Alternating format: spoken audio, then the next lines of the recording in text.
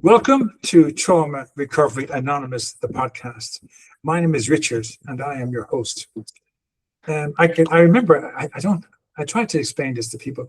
I became a Christian very late in life, and I used to do an awful lot of praying. And I used to think that in every business, there's a margin of error in every business of about 8%. It's like 7 to 10% of errors in any industry. So I'm thinking that means that if there's 1 billion people diagnosed with mental disorders, then maybe 50 to 80 million have been misdiagnosed.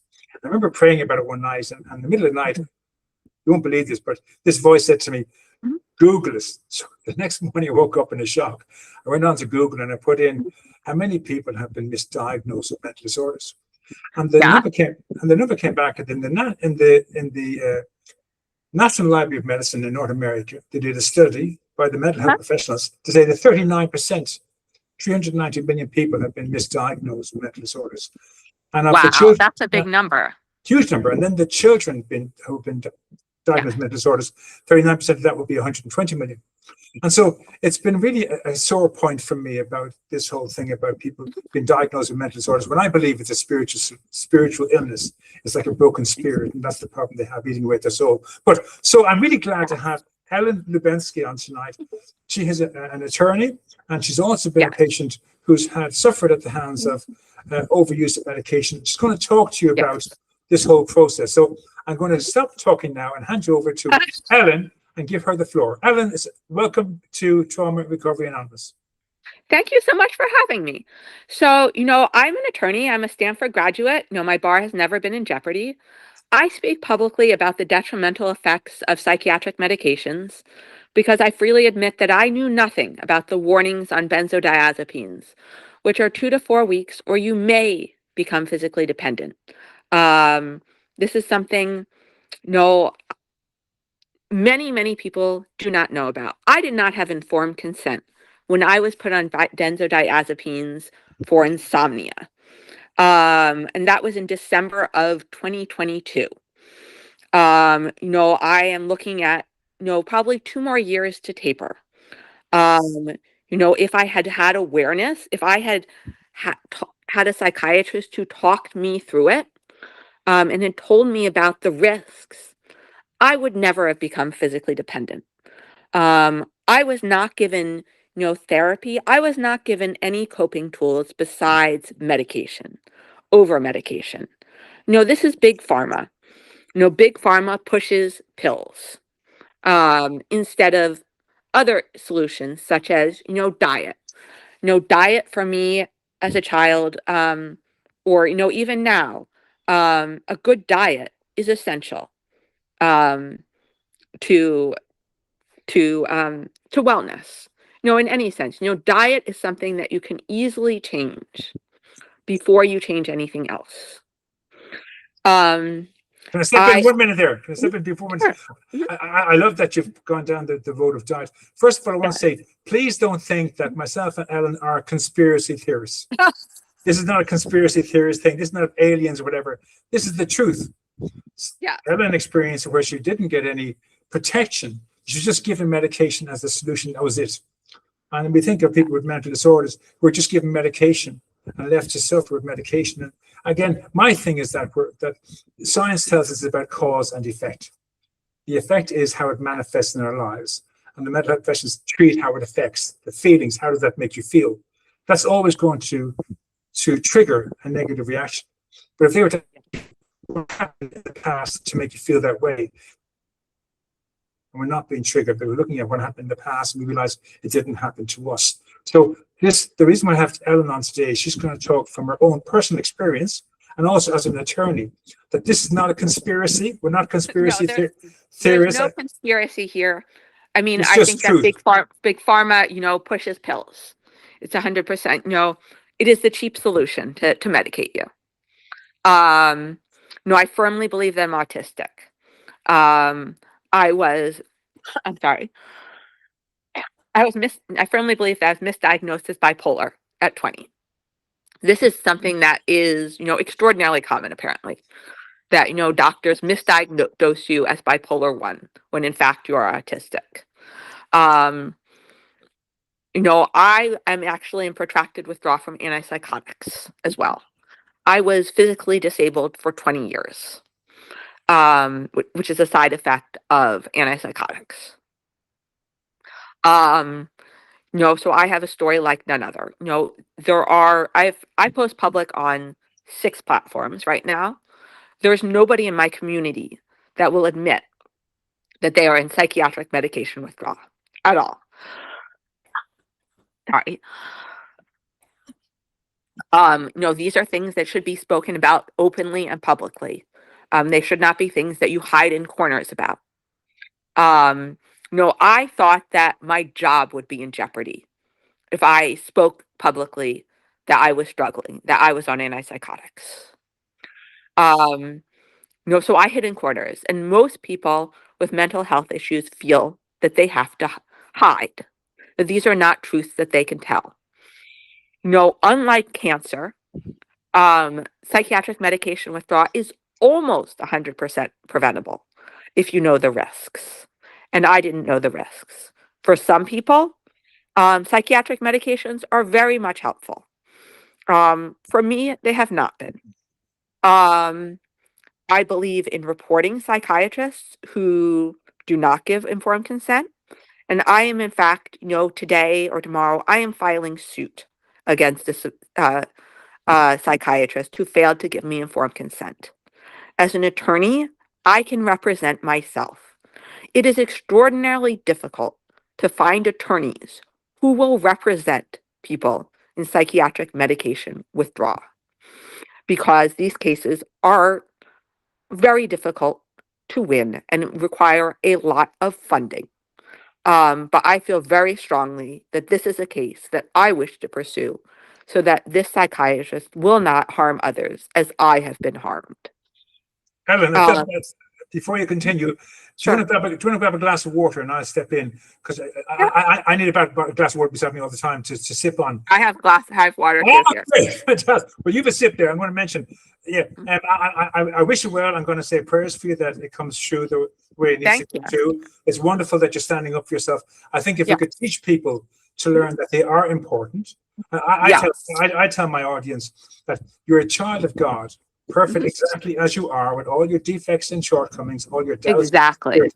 Others can do what you can do, but no one can do what you can do with your energy. That's what makes you so unique, so special. You were created for a reason. God doesn't make mistakes. He's never made a mistake in his life, and you're not a mistake. You were created for meaning and purpose. And if people can understand that, then they'll stand up for themselves and they'll just say no, or they want to be informed. I think we have to empower people to be like you. You're a hero, I believe, standing up for the truth. Again, we're not conspiracy theorists. It sounds like we're conspiracy theorists. We're not. This is the truth. But I love what Ellen said about that. It's not just a tablet. We weren't created in God's image to take medication for life. That wasn't a part of it. We're meant to be complete in our bodies as it is. And once we put food in our body and we feed the mind, we feed the soul, we feed the body with exercise and with food, we can be healthy. This idea of just feeding one organ and ignoring the rest, I think is, again, what you just said a moment ago, it just doesn't make sense. It doesn't make sense. No, I mean, we all have, mental health issues of some sort. I don't want to be diagnosed. I mean, I don't want to be labeled. If you're in a contentious divorce, if, you are people often rush to medicate you instead of giving you therapy. As a child, I went to self-harm at 11 because I was not given therapy. I was not given coping tools. I attempted at 16, and I was in a psychiatric hospital for a month. That I firmly believe that psychiatric hospitals are highly detrimental. They do not treat you as a person. They treat you, as a patient. They are not individualized. For some people, they might be helpful. For me, it's better to call up a friend, to say, I'm having a bad day. This is not, a commitment. This is not being committed. It's just, I need a friend to talk to right now. Instead of, oh my God, you're having negative thoughts. Let's lock you up for a month. That's not the right way to handle psychiatric conditions. Early morning sunshine is fabulous. Sunshine, exercise, the 80-hour work week for attorneys and people. I know so many attorneys who at the end of their careers find themselves burnt out. They have been overworked. They have not taken time for themselves. The cardinal rule is choose yourself first. And many people do not choose themselves first. And there's a lot of burnout because of that. I also speak publicly about the Social Security disability system. I was an attorney. My bar has never been in jeopardy. I've tried many a case. I was an attorney at the SSI project at the SSI project at Legal Services of New Jersey. There, I was told time and time again, I had to push people to follow doctors' advice to take psychiatric medications, even when they preferred to use holistic means, such as using ice packs or breathing through panic attacks. And I would see time and time again that they would be denied Social Security disability benefits as a result. I believe that's really inappropriate.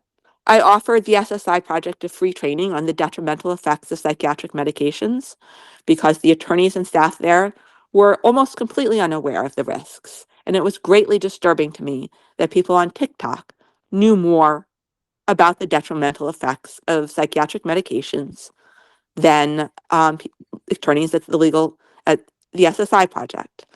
My offer of a free training was refused. I firmly believe that this is because of issues with funding from welfare. There were the SSD,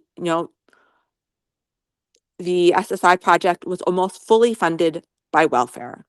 I was urged not to give people job resources who wanted to work and could work because they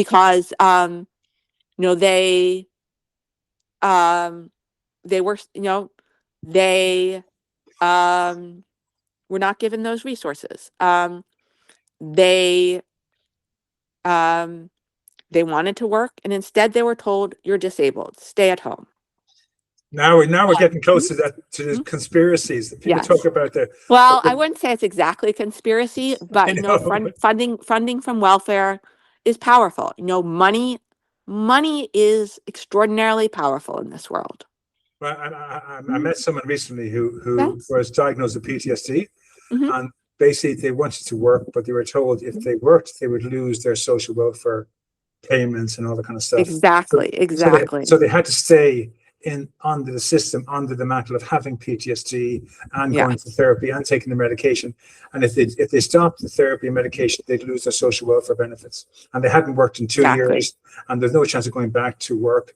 Mhm. And so they were dependent on the state. Again, this reeks of conspiracy, but it's the truth. So I'm just saying, I know there's this conspiracy. Other people say that's all the conspiracy theory gobshites. But this is truth. This is happening in the real world. You've experienced it in New Jersey. Yes, Other people definitely. experience it. People are being controlled or manipulated to Yes. to feed a certain industry, and it's very sad. And that's the truth. It is. It is very sad the way this works. The manipulation that occurs. I mean, there's also a lot of discrimination against people with mental health issues. People, I don't know if people think, I'm crazy because I speak about having mental health issues. No, I don't believe I'm a psych case. I don't want to have people label me as a psychiatric case. I don't know this. I'm a person. People should be treated as individuals and not as a diagnostic category. The things that have happened to me, I lost 20 years to physical disability. No, tardive dyskinesia is something I'm having a medical case study to see how I resolve to baseline. For 20 years, I could do almost nothing. I couldn't climb stairs very well. I could barely play on the playground with my child. Um, I was told that if I tried to get off antipsychotics, I would go manic.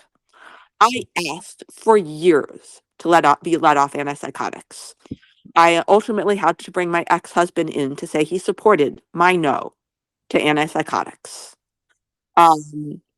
In fact, none of that happened. My tardive dyskinesia, I thought it might free my mind. I went to taking ballet class, to um, ice skating. I can do back crossovers at 48 after 20 years, 25 years of doing almost nothing at all, Ellen, which I've is got to say at this beyond moment, extraordinary. I've got to say at this moment, it is fantastic. For my audience out there who've been on medication and think that their lives are over, Ellen came from 20 years of nothing to becoming an attorney to, So I was well, I was an attorney beforehand. I've been an attorney since I was well, then you um maintained it or yeah, you yeah, I kept it going. maintained my bar. But I what you've have changed achieved is and direction, what you but yeah. keep achieving is fantastic, and being a mother and whatever, and having a relationship with your Yes, ex-husband. being a mother is one These of are the all most huge important things things. to me, So and I would never jeopardize my child. I just wanted to Mhm. compliment you on that. That's Thank for the you. audience out there to see that you're not completely finished. You're Mhm. not completely broken. You still have a soul. You're still capable of rising like a phoenix from the ashes. Don't give up on life because you've been told you've got this, that, or the other. Be willing to fight for your life, as Ellen is here. Continue, Ellen. I Mhm. wanted to just throw that in there if I Mhm. could. I mean, benzo withdrawal is a day by day thing. You don't know what's going to come up. And I knew nothing flat. There are many people who die of suicide. There are many seizures. Many people go to akathisia, which is inner restlessness. People spike blood pressures. You have weird anxiety flares. For like I lost my couldn't find I can't find things. Um, I have trouble folding my clothing. Things that I roll with the punches much better now because I know that this is what benzodiazepines do. Um, but no, I freely admit that I knew nothing flat. And I know that the worst things will not happen to me because I have the finances for the best care possible. But many people have to lie to their doctors to get off of benzodiazepines, which is, extraordinarily inappropriate to me that people would have to lie um, in order to be taken off of medications that they do not want to be on. Um, that's something that's horrible. Um, so, these are things that need to be spoken about transparently in our society so that people can make an informed decision about whether they want to be put on psychiatric medications. I'm reluctant to seek medical attention because I'm afraid that I'm going to be made labeled as a psychiatric case and told, no, this is a psychiatric issue. So, the other day I stepped on my leg wrong. Not a big deal. I screamed and I said, okay, am I going to go to urgent care? Are they going to treat me like a psych case and say that, a pull in my muscle is a psychiatric case? And I was reluctant to go to urgent care. And, luckily they did not treat me like that. They said, no, treat yourself well. Don't walk on it too much. Um, there are many people who are cut whose doctors do not trust them. And I have doctors who trust me 100% and know that I am not an addict. I have never misused a substance. I know that if I tip my jar of Valium, I can go to the ER and get an emergency supply of Valium, and I will not be labeled as an addict. There's two types of addicts. There's one type who um, are cut cold turkey. Um, their doctors, stop prescribing them benzodiazepines, and they are forced to go onto the streets to buy benzodiazepines. And, they're then labeled as addicts. There are also addicts who, are drug seeking, and that is very different. They overuse benzodiazepines, but most people in benzodiazepine withdrawal are not addicts. Um, and many people did not receive informed consent. They did not know the risks when they were put on psychiatric medications. Your points are very valid, but I'd love to be able to offer the audience some kind of a solution-based ideas. You mentioned alternative and patient-centered approaches. Yes. Could you expand on that a little bit for me? Sure. Psychiatrists generally are given 15-minute appointments. In those 15-minute appointments, they do not have time to have a personalized approach with you. They do not have time to do much more than say, are you feeling depressed today? Are you feeling anxious? Okay, I'm going to give you pills. These are things that are not advisable. Giving you pills only for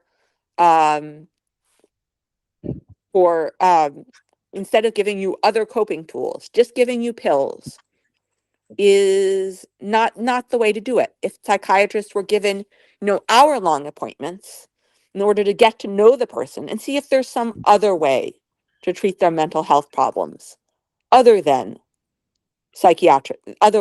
with prescribing, that would be much better. Brilliant. Mhm. Yeah, your words, they probably shouldn't shock me. I went med seeking when I was much younger for depression. Mhm. I went to my doctor and asked him Yeah. and he gave me medication, no problem.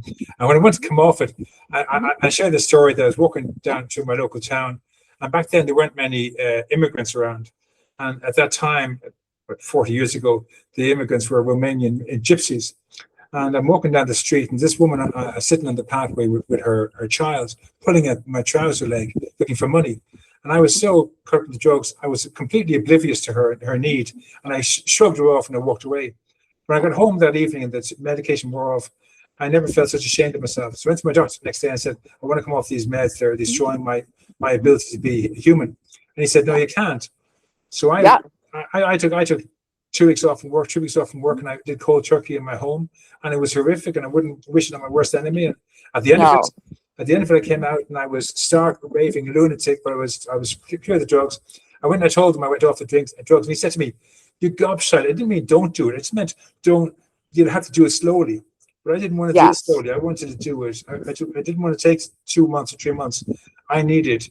If I took 2 or 3 months, I wouldn't. I'd stay on there. Something happened, I'd stay on there. I wanted to get off it. So I was fortunate enough that I was working for myself. I was able to take some time off. Mhm. But I remember doing it, and I wouldn't wish it on my worst enemy. And I was only on one medication. So it's very hard to come off the medication. And I tell you anyway, if you have insurance, it is very, very hard. Go into a treatment center. Find some treatment center where you can go for a month or 3 months. I warn people against detox centers. Detox centers are widely regarded as bad for benzodiazepines. Okay, I didn't know that. Because they take you off benzodiazepines in 2 to 4 weeks, which is extraordinarily detrimental because people suffer long-term from that. Thank you. No, the best way, I firmly believe, from talking to many doctors, is you have to slow taper. And that's a very long process. I mean, going cold turkey, I'm glad that you're fine, and some people are fine afterwards.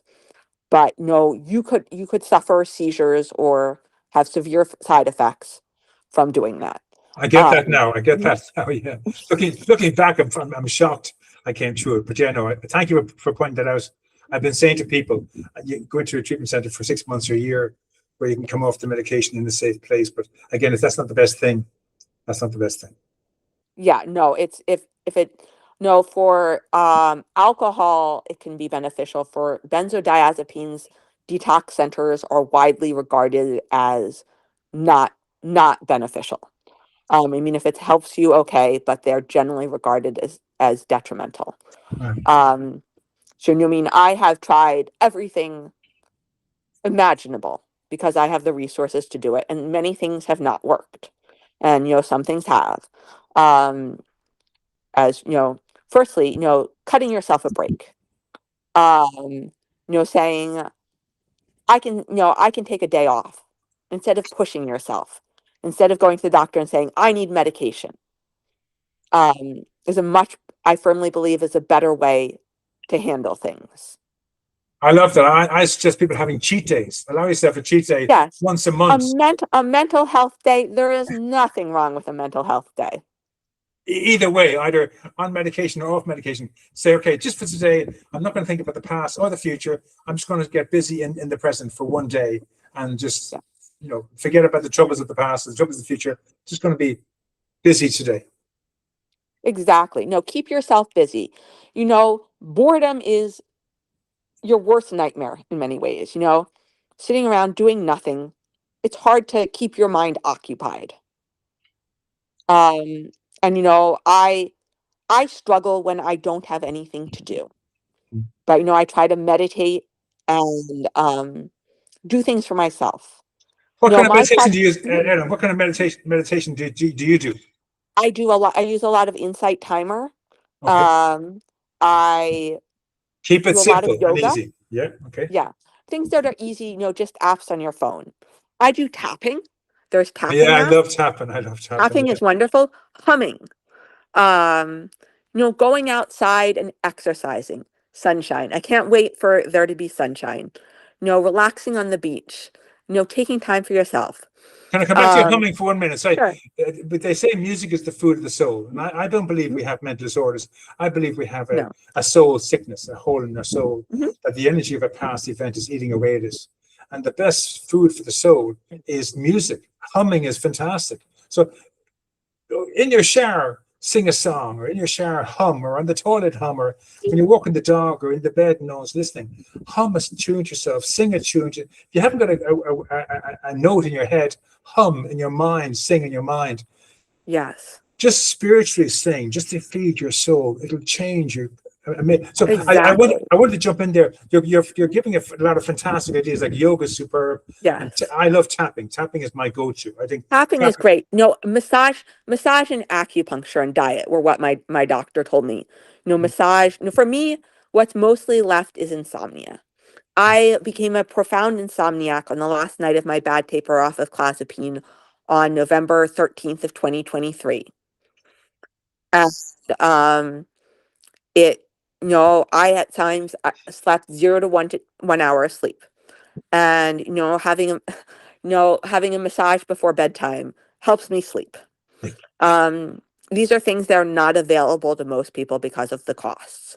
So I am in the process of setting up a charity because most things are not covered in withdrawal. Almost all of my expenses this year have been unreimbursable medical expenses. Yeah. Um, so, I'm going to set up a charity where people are provided subsidized life coaches to help them safely come off of psychiatric medications, One which thing is a very long process. One thing I love to say, just on that topic about holistic, don't be afraid to go to a holistic practice and say, do you need any Yes. practice students? Like for Mhm. learners, you want someone to practice on. So like, I Mhm. mean, a Thai massage could cost you €60 for an hour, but if you're willing to be a Yes. subject for someone who's learning, they may charge you €10 or 20. You know what I mean? They might charge you $10 or $15 for the same hour. Exactly.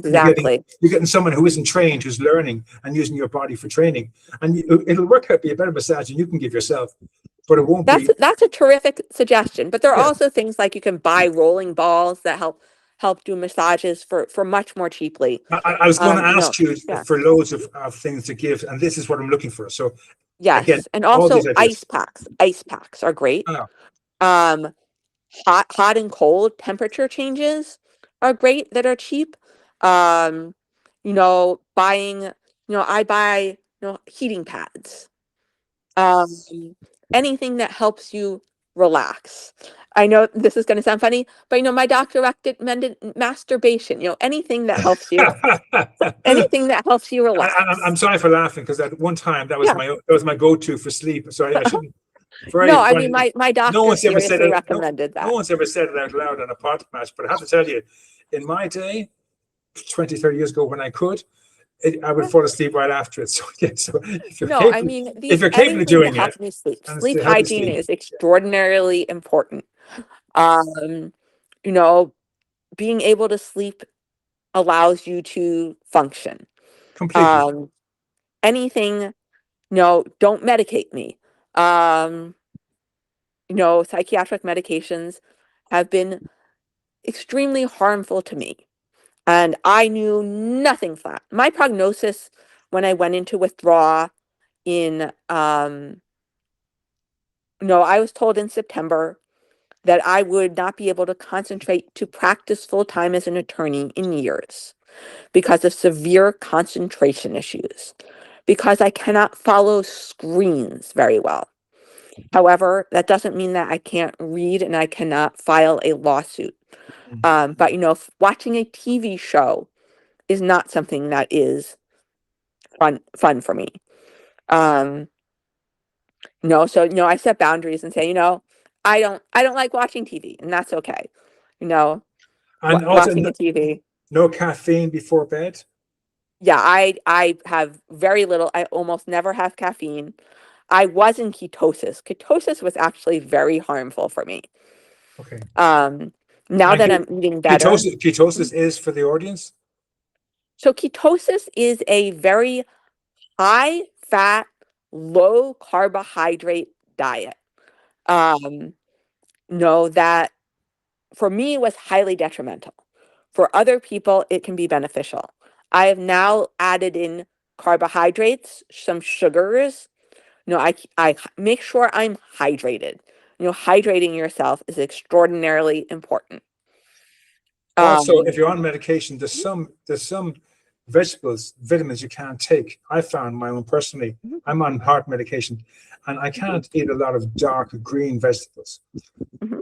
So you'll Yeah, find also there's certain foods you shouldn't eat if you're on medication. Find out which they are. Do a search on Google for your yeah, no, medication. definitely. I get criticized for this, but I asked ChatGPT what I can eat.